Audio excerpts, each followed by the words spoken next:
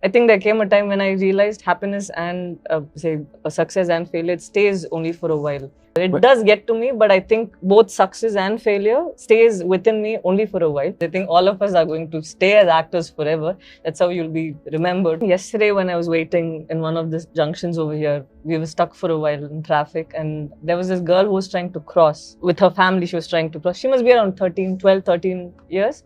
And I saw them waiting for a while, and bikes kept passing by, and at one point one guy and two boys were there. The guy who was sitting behind, he touched her in an inappropriate way, and he just went off, and he was like coolly doing that, and he went, and this girl was baffled. For a second she didn't know what it was, and the parents were still looking that way to see if there was incoming traffic.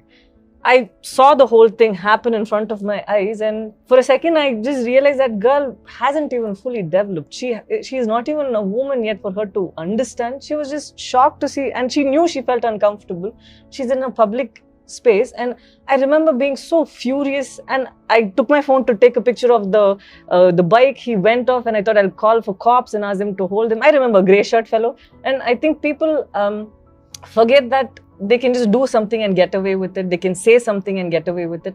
I think we need to start behaving like human beings and not because I know that the girl's going to be scared, and it's always going to run in her head, who is going to grab me, what's going to happen. I haven't seen one woman who hasn't been touched the right way, not the other way, when you have people trusting you around. Her parents were right there, and this happened right in front of my eyes, and none of us could do something, and that guy must have just gone to another street, maybe done something like this. But it bothers me to an extent where the whole day yesterday I was just looking for the grey shirt wherever I went.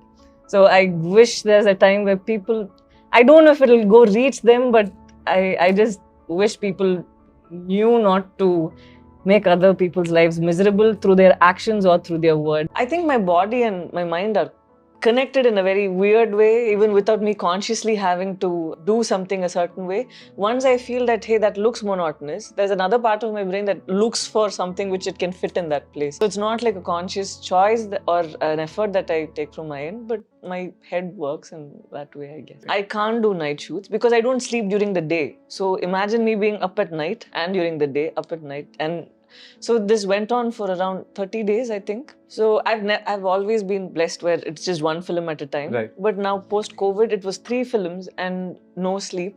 I remember crying, thinking, I love acting. I can't believe that right now I want a day off. So my pain was that I can't believe that I don't want to go, and but I never told anybody.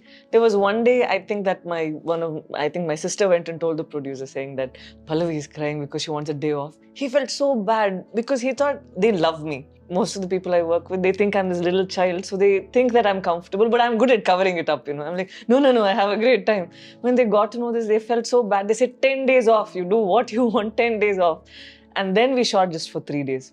You get it? It was easy for the producer to say, let's just shoot 3 days and we give her all the time off. They knew that I was not feeling fine. The day they knew, they said, take 10 days off, then we come and shoot the 3 days. I think that was that single time where I felt I wanted a break. Glad that I could play a character which had a lot of, you have this internal conflict. You come from a land which believes a certain thing. Your father teaches you something, your mother teaches you something. You're from a society that you think is something, but you put that in a different path which is dangerous, and you go to another place, and how you use that to be the core of how you function around that place was important. For example, I come from a home where you look at people as equals, and you pray a lot, and you don't want to hurt them.